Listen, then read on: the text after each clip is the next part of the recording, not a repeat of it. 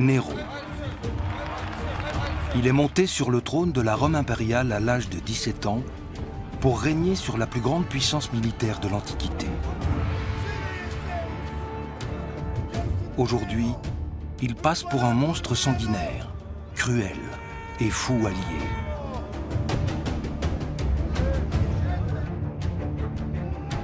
Un tyran qui a assassiné son frère, sa mère et son épouse. Un artiste manqué qui s'est ridiculisé en public.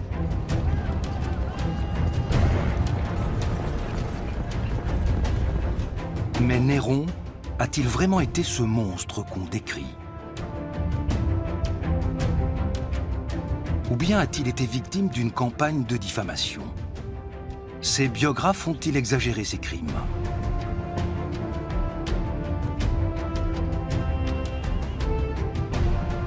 La Rome antique, sa morale, ses terreurs et sa brutalité sont difficilement concevables aujourd'hui.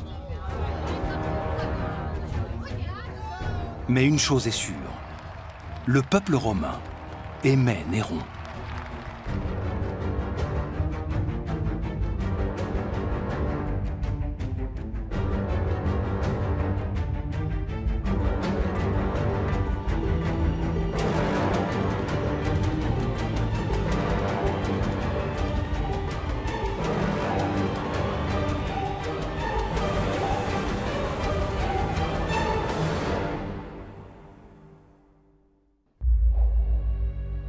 Néron, de son nom de naissance Lucius Domitius Claudius Nero, est proclamé empereur de Rome à l'âge de 17 ans. Il sera vénéré comme un dieu.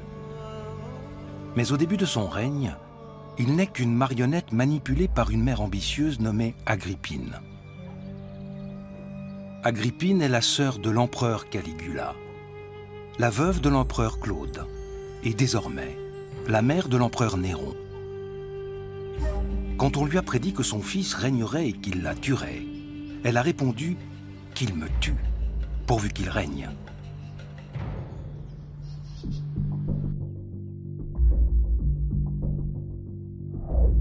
À l'université Humboldt de Berlin, des historiens s'intéressent aujourd'hui au Néron historique. Claudia Tirsch est spécialiste de la femme dans la Rome antique. Pour faire la part de la vérité dans les biographies de Néron, Claudia Tirsch se penche sur les femmes qui ont joué un rôle dans la vie de l'empereur, à commencer par sa mère, Agrippine.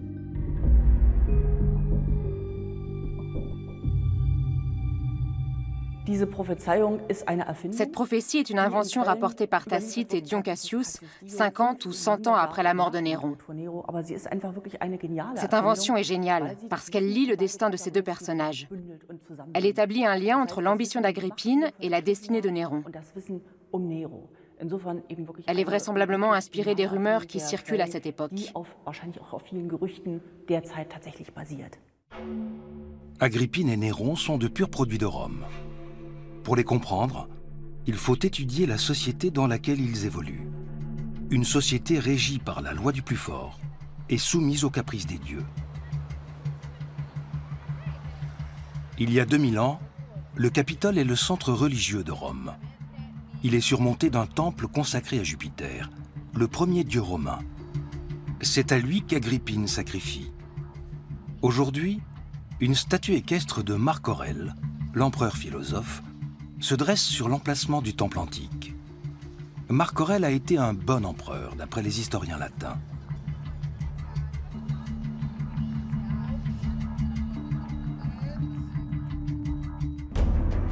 Mais qu'est-ce qu'un bon ou un mauvais empereur, selon les critères de la Rome antique?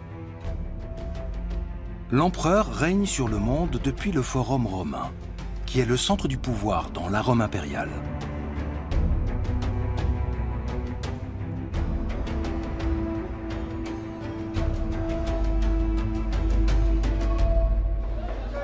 Sous Néron, Rome compte 1 million d'habitants.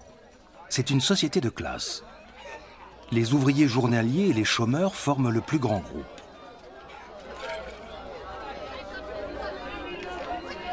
Les esclaves représentent un tiers de la population.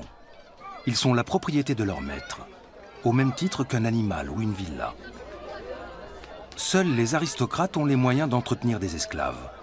Ce sont les patriciens, les citoyens les plus fortunés, les puissants. Ils représentent moins d'1% de la population.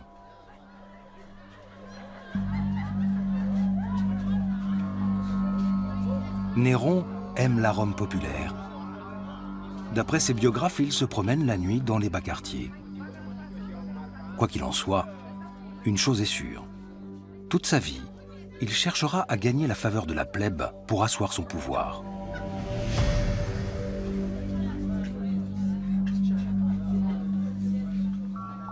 Mischa Mayer est un historien spécialiste du Haut Empire romain. Lui aussi enquête sur le Néron historique.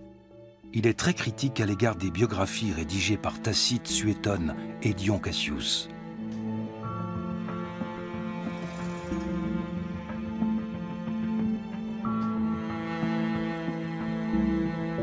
Cette histoire de Néron qui s'encanaille dans les bas-fonds ne lui paraît guère crédible.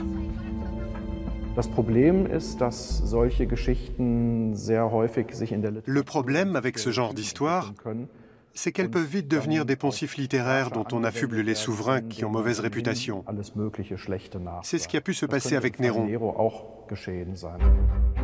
La bibliothèque Herzog August en Allemagne possède une collection remarquable de textes antiques. Les chroniqueurs des siècles passés faisaient souvent primer leurs intérêts sur la vérité historique. Les historiens modernes s'en méfient beaucoup. Néron a eu 3 biographes. Ce sont nos seules sources d'information. Il s'agit de Tacite, Suétone et Dion Cassius.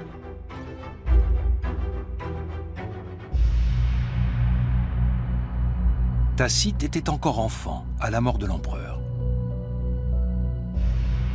Suétone est né quelques années après sa mort. Quant à Dion Cassius, il a vécu au siècle suivant.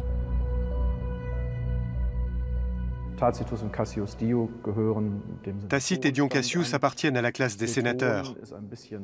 Suétone est d'un rang inférieur, mais il écrit également pour un public d'aristocrates. Or, Néron n'est guère apprécié dans ces milieux. Donc, dès le début, ces auteurs nous donnent une image très négative et déformée de la réalité. C'est un vrai problème pour les historiens.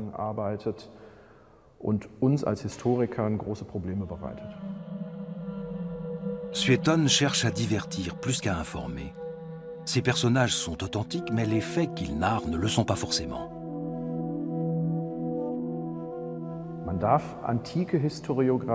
On ne peut pas juger l'historiographie antique selon des critères modernes. Les auteurs latins cherchaient avant tout à produire une œuvre littéraire, et ils composaient leurs ouvrages dans cette perspective. Pour démêler le vrai du faux, le fait historique de l'invention littéraire, les historiens s'interrogent sur la relation que les biographes de Néron entretenaient avec leur sujet.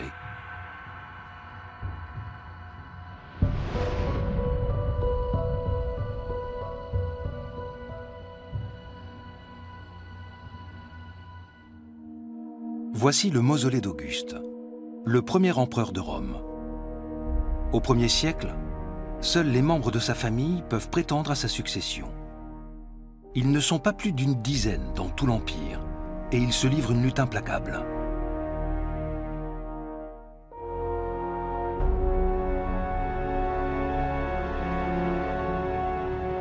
Agrippine, arrière-petite-fille d'Auguste, tente de renverser son frère, l'empereur Caligula. Lorsque son plan est découvert, elle est condamnée à l'exil. Son fils, Néron, grandira loin d'elle. L'éducation qu'il reçoit n'est pas celle d'un prince. Est-ce pour cela qu'à l'âge adulte, il ne se comportera pas comme on l'attend de lui ? D'après les sources antiques, Néron s'intéresse dès son plus jeune âge à la littérature, à l'art, à la poésie, à la danse et surtout aux courses de chars. Dans sa prime enfance, lorsque sa mère est en exil, on le confie à sa tante Domitia. On admet généralement que chez elle, il est élevé par un barbier et un danseur. Est-ce déterminant ? On l'ignore, mais son goût pour les arts est attesté dès l'enfance. De retour à Rome, Agrippine reprend en main l'éducation de son fils. Elle recrute comme précepteur le philosophe stoïcien Sénèque.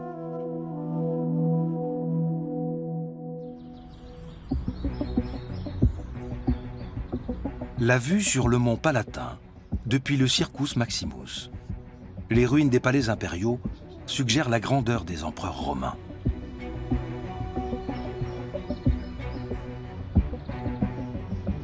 Agrippine se ferait un chemin jusqu'au cercle étroit du pouvoir. En 49, après l'assassinat de son frère, l'empereur Caligula, elle épouse Claude, son oncle, qui a pris sa succession. Tacite écrit « Dès ce moment, la révolution fut complète. Tout obéissait à une femme. »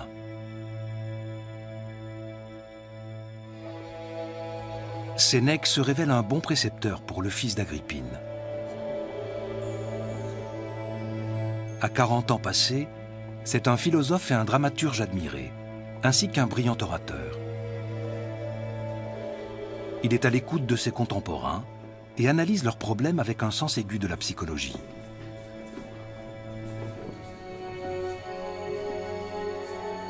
Il enseigne la rhétorique et le stoïcisme à Néron et devient son plus proche conseiller.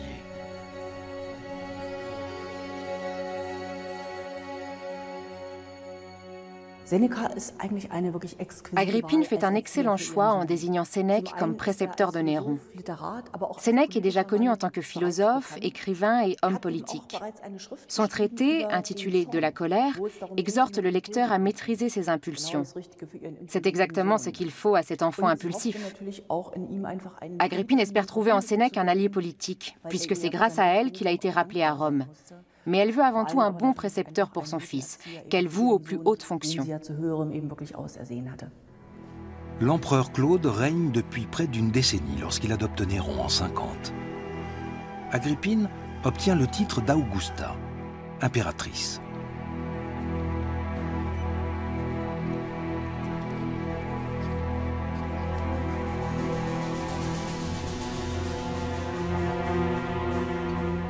Claude est une figure controversée. D'après Suétone, il a un faible pour les plats de champignons et les jeunes filles. D'ailleurs, Agrippine, son épouse et nièce, a 26 ans de moins que lui. Les auteurs latins le décrivent comme un empereur ignare, faible et méchant. Mais d'après les historiens modernes, c'est en réalité un bon administrateur, prudent et avisé. Le 13 octobre 54, écrit Suétone, la famille impériale est réunie pour le repas. On sert des champignons, le mets favori de Claude. Néron, en fils dévoué, est assis au pied de sa mère. Britannicus est présent. C'est le fils chéri de Claude et le principal rival de Néron pour la succession au trône.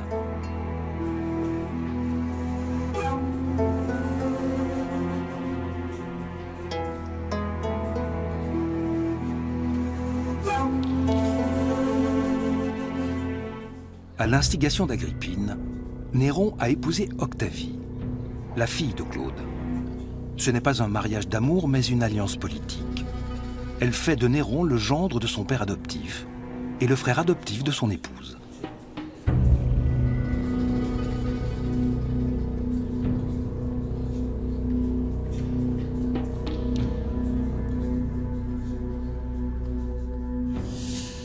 En adoptant Néron, Claude a signé son propre arrêt de mort. Suétone décrit le complot ourdi contre l'empereur avec force détails.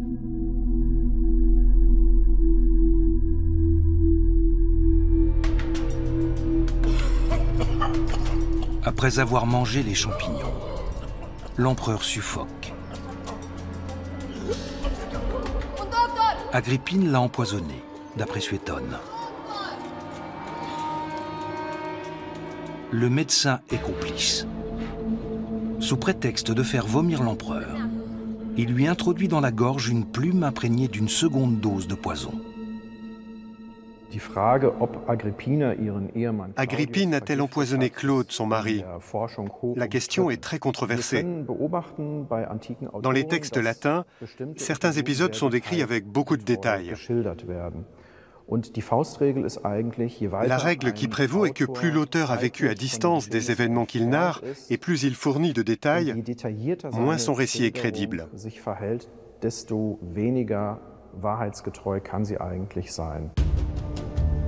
Alors, empoisonnement ou accident?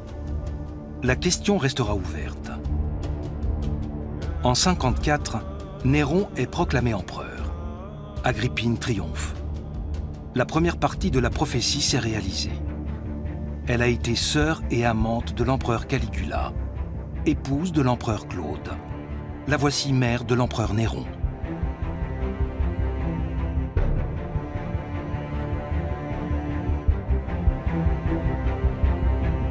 Jamais une femme n'a joui d'un tel pouvoir dans l'Empire.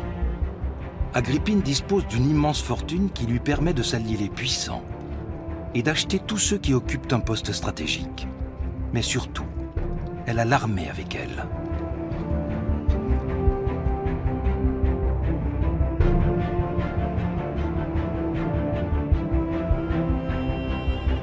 Rome domine une grande partie du monde. C'est avant tout une puissance militaire qui s'appuie sur un art de la guerre consommé. Des bas-reliefs postérieurs d'un demi-siècle à Néron illustrent le quotidien des armées. Une unité de combat. Des tactiques sophistiquées comme la formation en tortue.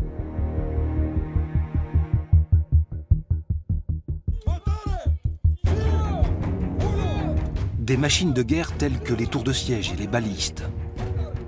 Mais surtout, l'entraînement et la discipline de fer des légionnaires. Sous Auguste, les légions sont au nombre de 25, pour un effectif total compris entre 100 000 et 150 000 hommes. Rome possède l'armée de conquête la plus puissante de l'Antiquité. L'empire de Néron s'étend du sud-est de la Grande-Bretagne au nord de l'Afrique.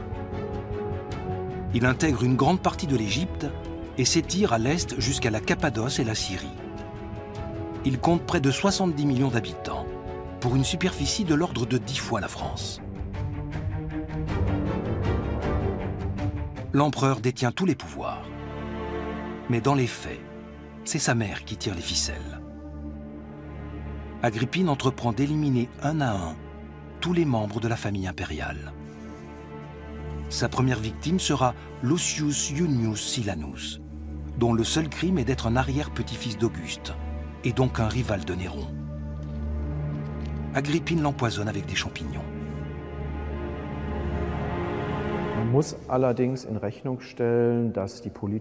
Il faut bien comprendre que dans l'ordre politique du Haut-Empire, un souverain n'a pas d'autre choix que d'éliminer ses rivaux s'il veut assurer son pouvoir et rester en vie.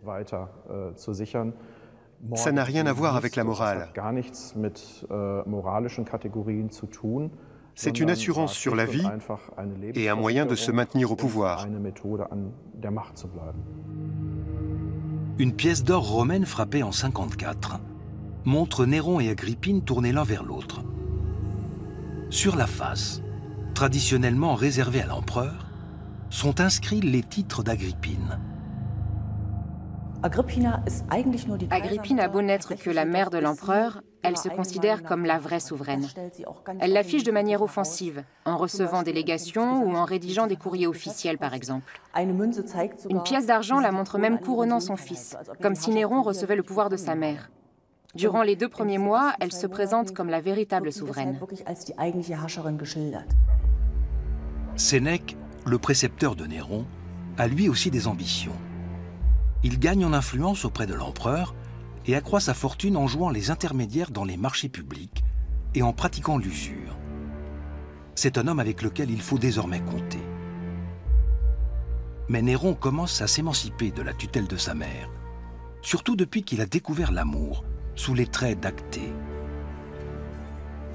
Cette belle esclave affranchie, née en Grèce de parents syriens, est bien plus avenante qu'Octavie, son épouse.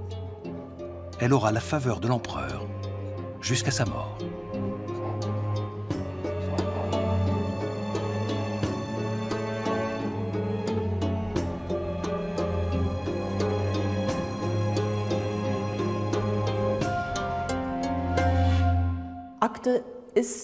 Actée est importante, dans la mesure où elle joue un rôle dans l'émancipation de Néron. Néron commence à se libérer du joug de sa mère. C'est un vrai problème pour Agrippine. Pas parce que Actée aurait des ambitions politiques, elle n'en a pas. Elle est simplement amoureuse de Néron. Mais Agrippine craint que son fils ne lui échappe, voilà pourquoi elle cherche à empêcher cette liaison, sans succès.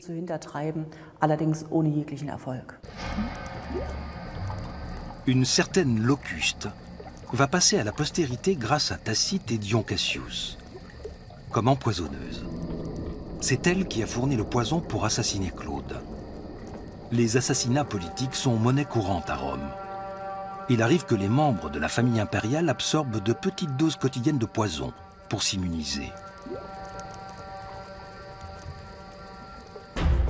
Karl-Heinz Leffen est historien de la médecine. Il s'est intéressé aux assassinats commis dans le palais de Néron et à l'usage du poison dans l'aristocratie romaine. Lui aussi fait une lecture critique des sources antiques.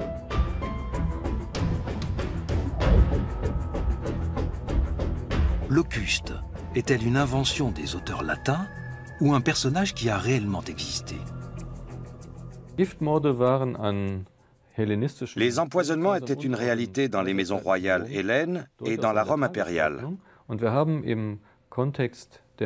Concernant les meurtres imputés à Néron, les sources mentionnent une personne, Locuste, qui sort ainsi de l'ombre dans laquelle se tiennent habituellement les empoisonneurs.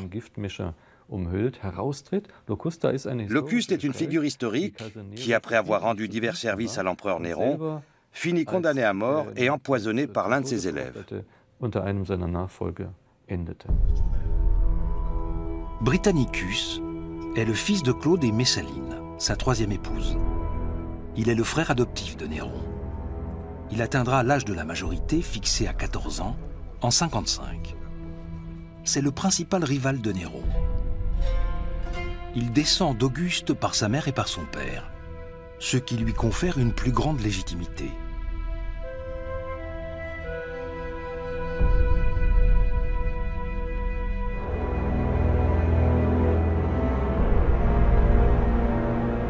Mais on murmure qu'il souffre d'épilepsie. D'après Tacite et Dion Cassius, Néron demande à Locuste d'empoisonner Britannicus. L'empoisonneuse accepte de devenir complice du premier crime de Néron. Les auteurs latins nous présentent ces faits comme avérés, ce qui n'est pas le cas.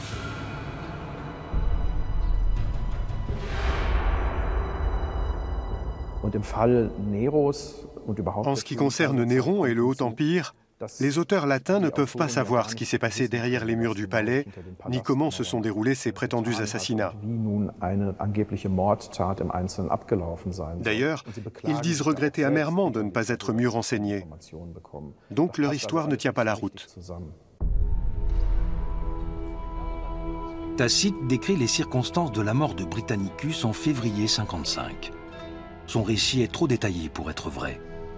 Le voici. On sert d'abord à Britannicus une boisson chaude, goûtée par un esclave. Britannicus demande qu'on y ajoute de l'eau froide. Et c'est cette eau qui contient le poison. Tacite accuse ouvertement Néron d'avoir assassiné son frère adoptif. Non content de lui imputer un crime, les trois auteurs latins dénigrent Néron par diverses allusions parfaitement comprises de leurs contemporains.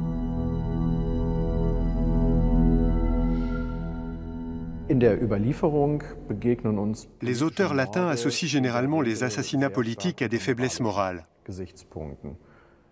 Ce sont les mauvais souverains et les personnes immorales qui commettent des assassinats, ou pire encore des empoisonnements, jugés particulièrement condamnables. Les bons souverains ne commettent pas ce genre de crime. Britannicus meurt sur le champ, rapportent les historiens romains. Mais ce n'est guère plausible.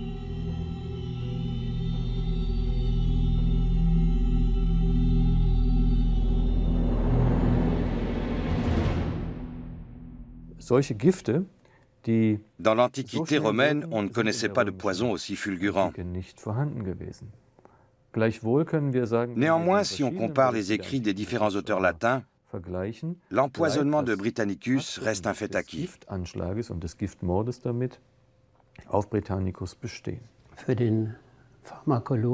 Pour le pharmacologue que je suis, la mort soudaine après ingestion d'un poison est impossible. Quelle que soit la substance employée, elle doit être absorbée par l'organisme.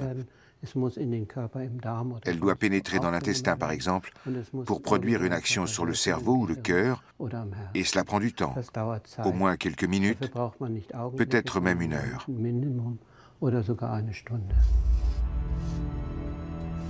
Mais pour le peuple, la cause est entendue. Et on lit bientôt sur les murs de la ville « Néron, fratricide ».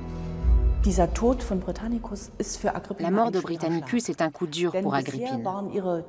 Jusqu'alors, elle pouvait faire pression sur son fils en lui disant « Ton frère adoptif est plus légitime que toi, car c'est un vrai Claudien. Toi, tu n'es que le fils adoptif de Claude. » La donne change au Forum romain. La mort de Britannicus met un coup d'arrêt aux ambitions politiques d'Agrippine. Néron profite de l'événement pour écarter sa mère du pouvoir. Il lui retire sa garde personnelle de Germain et l'oblige à quitter le palais impérial.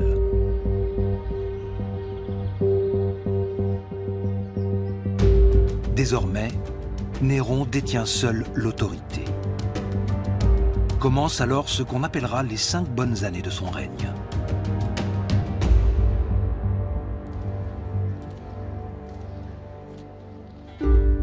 Ses 2 principaux conseillers sont Sénèque et Burrus, commandants de la garde prétorienne. La période est faste pour Rome. La paix règne et l'Empire prospère. Sénèque rédige « De la Clémence », un ouvrage dans lequel il s'adresse au jeune empereur et le présente comme un bon souverain.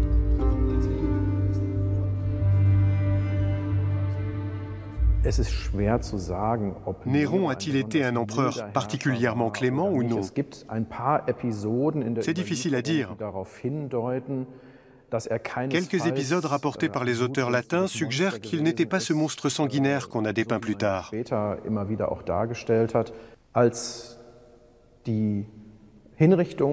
Quand il a été question d'exécuter les quelques 400 esclaves de Lucius Pedanius Secundus, le peuple a manifesté son mécontentement.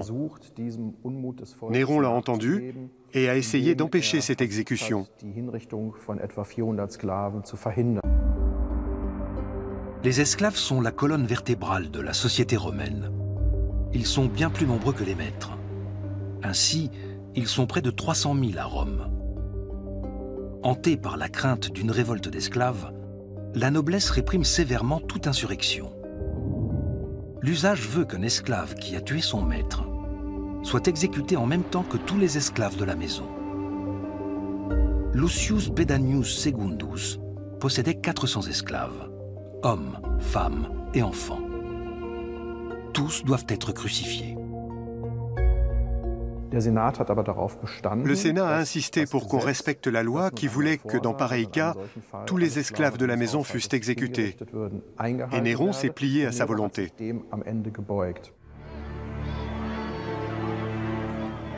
On justifie la peine collective en arguant que pour tuer son maître, l'esclave devait nécessairement avoir des complices parmi les autres esclaves.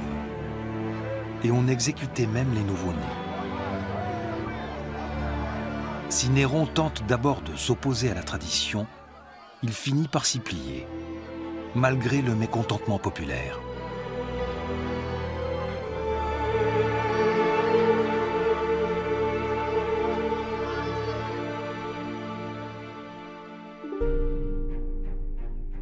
Le Sénat romain n'a pas de véritable pouvoir politique. Il propose des lois, mais l'empereur peut les rejeter. Néron et ses conseillers n'ont qu'un respect de façade pour les sénateurs.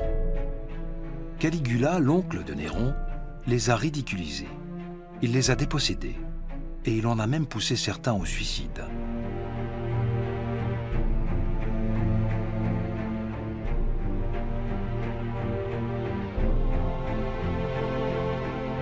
Il n'en demeure pas moins que les sénateurs forment le patriciat, l'élite de la société romaine.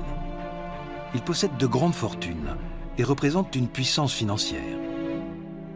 Le jeune Néron ne veut pas se fâcher inutilement avec eux, mais n'hésite pas à franchir le pas quand la situation l'exige.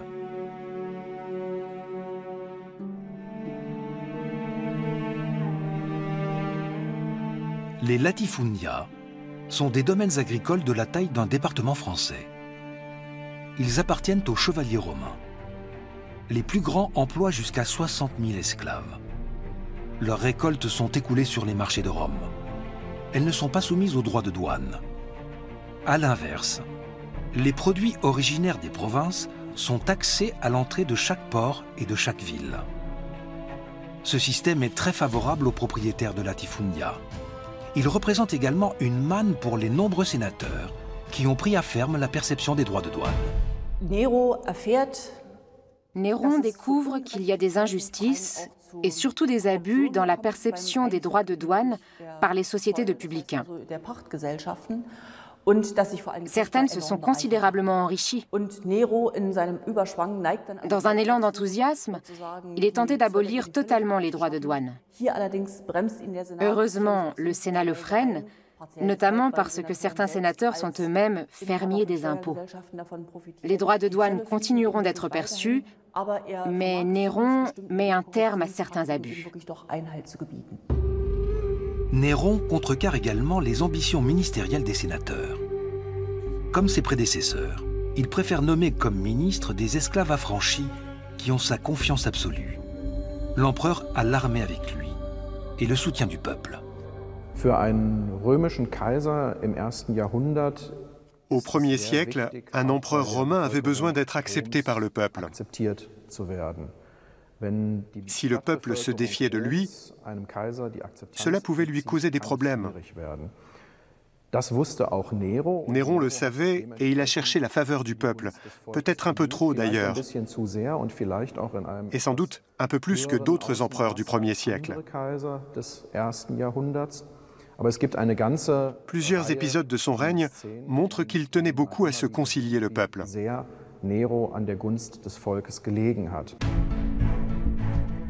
Caligula craignait tant le peuple qu'il souhaitait qu'il n'eût qu'une seule tête, afin de pouvoir la trancher d'un coup.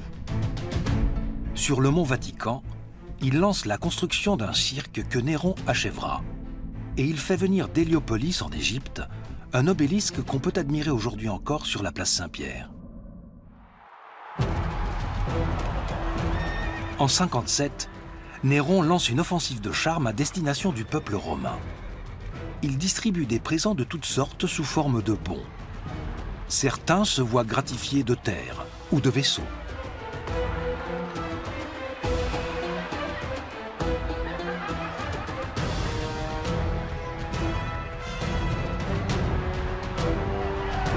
Du pain et des jeux. Voilà les moyens qu'il emploie pour se concilier la plèbe, flatter que le prince partage ses goûts. Enfant, Néron voulait devenir conducteur de chars. Adolescent, il joue à organiser des courses de petits chevaux de bois. Au cirque, il soutient l'écurie des Vers.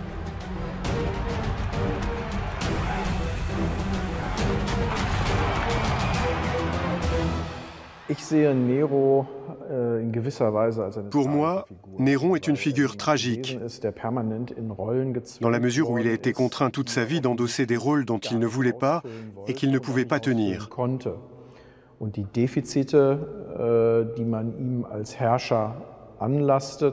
Les manquements qu'on lui a reprochés relèvent moins de son incompétence que du fait que sa vocation était ailleurs.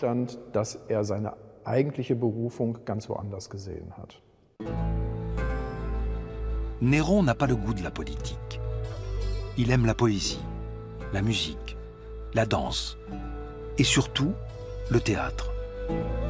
Or, pratiquer les arts vivants n'est pas digne d'un aristocrate. Les musiciens et les comédiens sont tout en bas de la hiérarchie sociale romaine.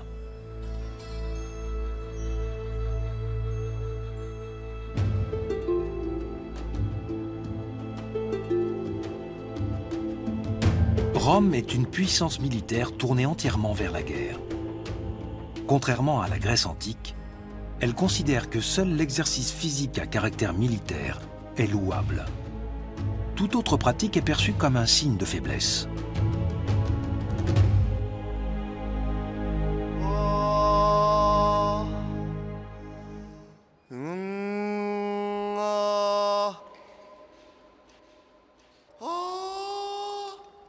Un prince artiste est une chose inconcevable. Or, Néron aime le chant. Il se muscle les cordes vocales en chantant avec des tablettes de plomb sur la poitrine. Il fait des exercices de respiration et écrit des poèmes dans la solitude de son palais.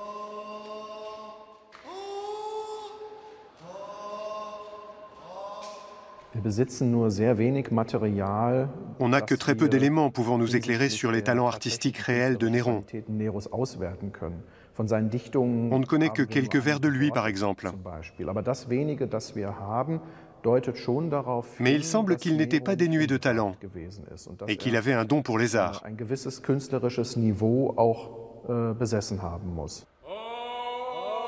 Néron n'est pas l'artiste raté que les historiens latins ont voulu voir en lui. D'après le philosophe Musonius, il possède une voix de basse agréable, même si elle manque de puissance. Néron semble conscient de cette faiblesse, puisqu'il demande des cours à Terpnus, un célèbre chanteur et joueur de sitar. Le jeune empereur vit des années d'insouciance. Il peut céder à son penchant artistique, sans que son autorité en pâtisse. Mais un fossé se creuse entre lui et sa mère, qui n'a que mépris pour les ambitions artistiques de son fils. Au début, Néron dit à la garde prétorienne « meilleure mère », ce qui signifie qu'il fait encore entièrement confiance à sa mère. Puis il constate peu à peu que sa mère ambitionne le pouvoir pour elle-même, qu'elle est sa rivale et qu'il y a un vrai risque qu'elle se serve de ses relations dans l'armée et l'aristocratie pour l'évincer, le remplacer, voire l'assassiner. 59 est une année charnière pour la mère et le fils. Néron tombe amoureux de Poppée, une femme ambitieuse, célébrée pour sa grande beauté.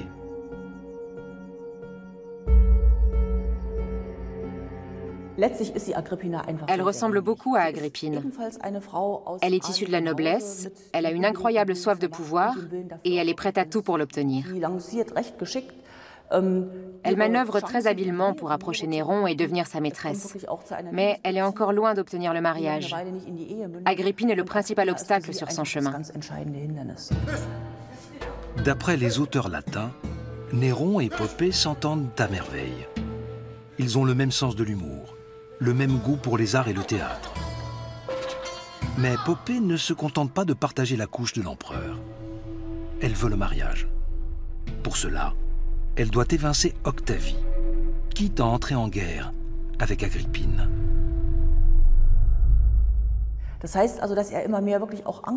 Néron craignait de plus en plus sa mère. Il se méfiait d'elle depuis toujours et cela le mettait désormais en panique. C'est ce qui l'a conduit, en fin de compte, à céder aux pressions de Poppée et d'autres personnes de son entourage et à supprimer définitivement cette menace en commettant un matricide. Néron met en scène la mort de sa mère, avec beaucoup de théâtralité. Il aime les tragédies et les batailles navales. Son plan grotesque tient des deux. Il imagine en effet un naufrage. Dans le plus grand secret, il fait aménager une sorte de vaisseau de la mort. Le toit de la cabine, lesté de plomb, doit s'écrouler en mer et faire couler le navire.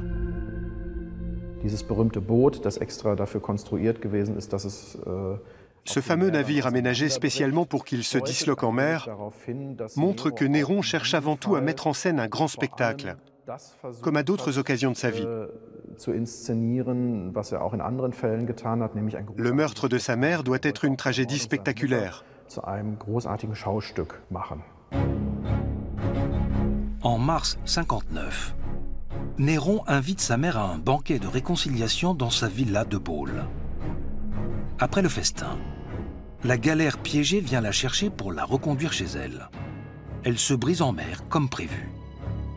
Mais Agrippine parvient à regagner la côte, à la nage. Elle envoie aussitôt un message à Néron pour lui faire savoir qu'elle est indemne.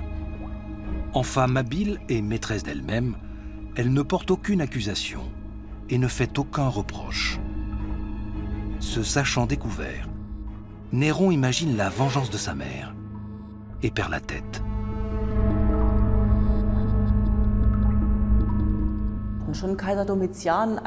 L'empereur Domitien, un successeur de Néron, a dit en substance « On ne croit qu'au complot qui aboutisse ».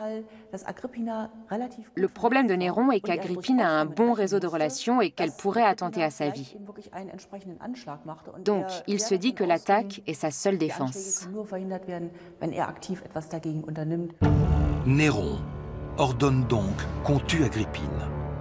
À en croire les auteurs latins, la mère de l'empereur tendra son ventre à ses assassins pour qu'ils le frappent. Pour justifier son acte devant le Sénat, Néron a accusé Agrippine d'avoir tenté de le tuer. La plupart des sénateurs ont acquiescé. Le peuple aussi était divisé sur la question. Néron le savait.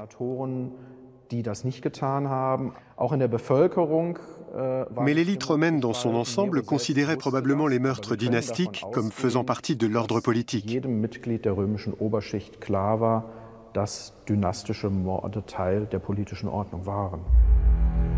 Mais comment va réagir la plèbe?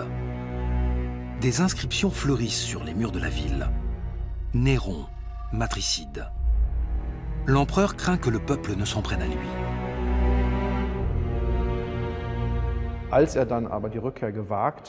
Quand il ose rentrer, il est reçu par des acclamations de joie. Le peuple et le Sénat viennent à sa rencontre aux portes de la ville et l'escortent à l'intérieur. Il fait une entrée triomphale.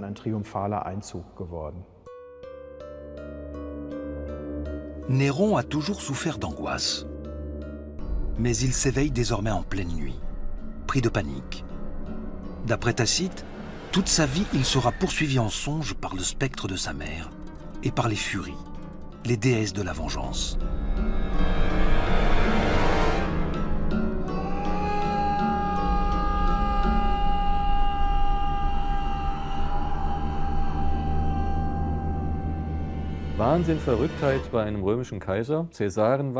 À la fin du XIXe siècle, on s'est mis à évoquer la folie de certains empereurs romains.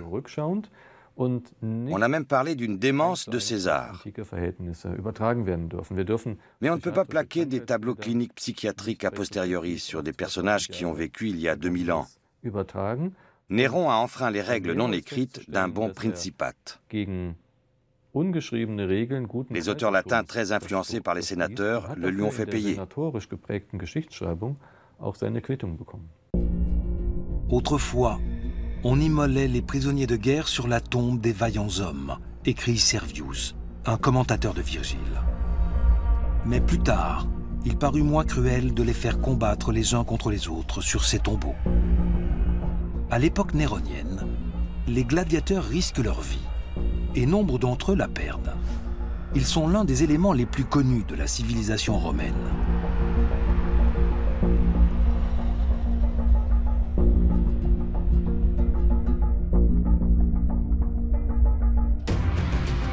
Un combat de gladiateurs est-il moins cruel qu'un sacrifice humain? Aux yeux des Romains, oui. D'une part parce qu'il n'est pas toujours mortel, et d'autre part parce que l'homme qui meurt en combattant meurt dignement. Le cinéma a véhiculé une image faussée des combats de gladiateurs. Les combattants ne mouraient pas toujours, loin s'en faut. On estime aujourd'hui que seul un gladiateur sur 8 trouvait la mort dans les cirques romains. Mais Néron ne goûte guère ces spectacles. Il préfère les arts.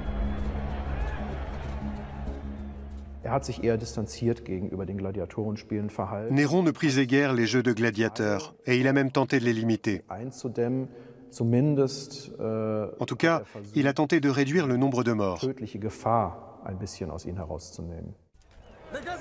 Aux yeux des patriciens, c'est un nouvel aveu de faiblesse, car seules deux choses peuvent apporter la gloire éternelle à un noble romain: une victoire militaire ou une mort honorable. La guerre est tout pour l'aristocratie romaine. Elle est le fondement même de sa fortune.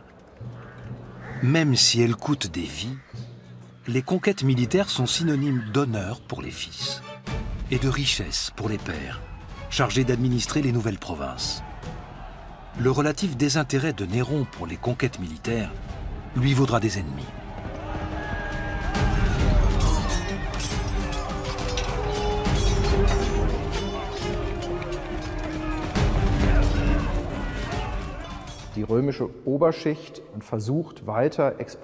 L'élite considère l'expansion de l'Empire comme le but suprême, et elle juge les empereurs sur ce critère.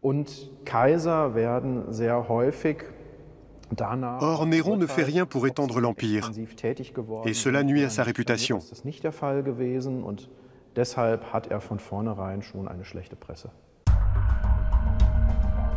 Les ruines du temple de Janus. En temps de paix, ses portes étaient fermées. Cela ne s'est produit que sous 3 empereurs romains, dont Néron.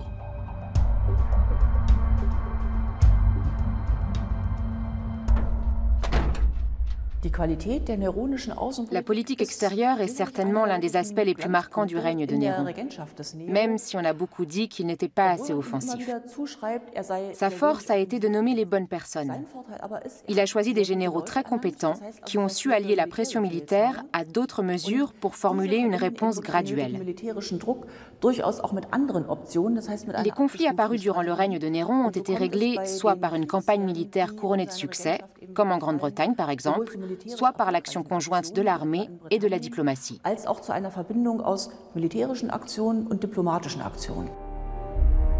Mais alors pourquoi Néron est-il perçu comme un tyran cruel? Est-ce à cause de son comportement brutal envers ses proches, en particulier la malheureuse Octavie, son épouse?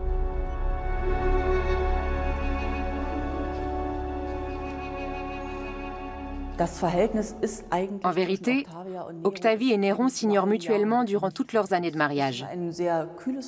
Leur relation se caractérise par une grande froideur.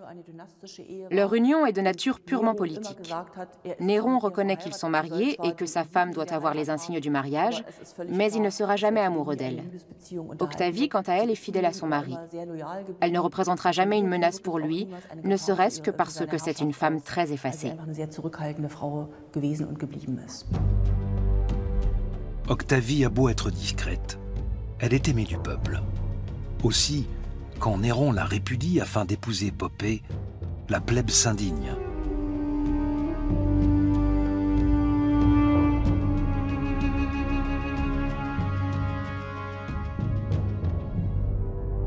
Comment Néron et Poppée vont-ils faire pour se débarrasser de l'ex-épouse qui a la sympathie du peuple?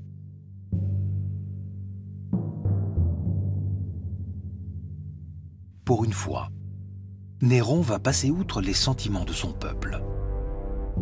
Est-ce l'amour qu'il porte à Poppée qui lui fait tourner la tête? Toujours est-il qu'il commence par exiler Octavie dans une province reculée, avant de l'accuser de haute trahison. Le peuple en colère prend fait et cause pour Octavie et réclame son retour. Mais Poppée s'impose, et Néron fait assassiner Octavie. À nouveau, des inscriptions anonymes s'étalent sur les murs de Rome. Néron, meurtrier de son épouse. Le meurtre d'Octavie a beaucoup nui à Néron, parce qu'on exigeait d'un empereur qu'il se soumette aux usages romains. Cela supposait, entre autres, de se comporter en bon père de famille et en bon époux, et de traiter ses proches avec respect. De plus, Octavie jouissait d'une grande popularité. Le peuple s'est beaucoup ému de son sort. Cela a beaucoup nui à la réputation de Néron. Néron compose maintenant des poèmes qui vantent la chevelure couleur d'ambre de Poppée. En janvier 63, Poppée met au monde une fille. Le couple impérial est comblé. Un empereur qui montre ses sentiments, apprend le chant, compose des poèmes et fait fi des conventions, ne peut que déplaire à la noblesse et aux chroniqueurs romains.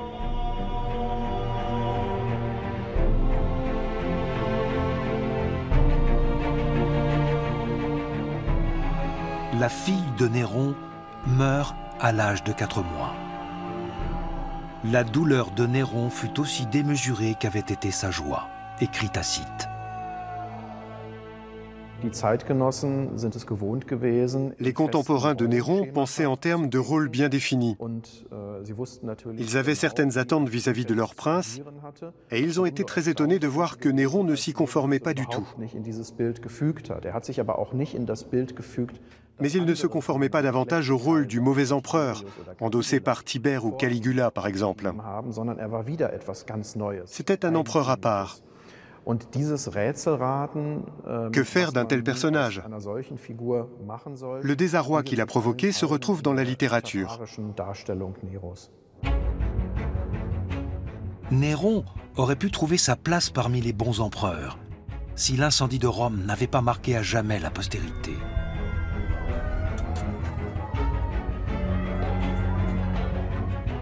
D'après Suétone et Dion Cassius, qui ne sont pas contemporains de l'événement, Néron aurait mis le feu à Rome et accusé les chrétiens de ce crime.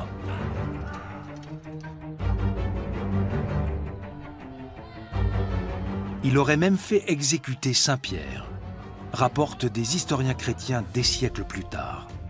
Aujourd'hui, il est établi que ces accusations sont fausses. Néron n'a pas incendié Rome, ni persécuté les chrétiens.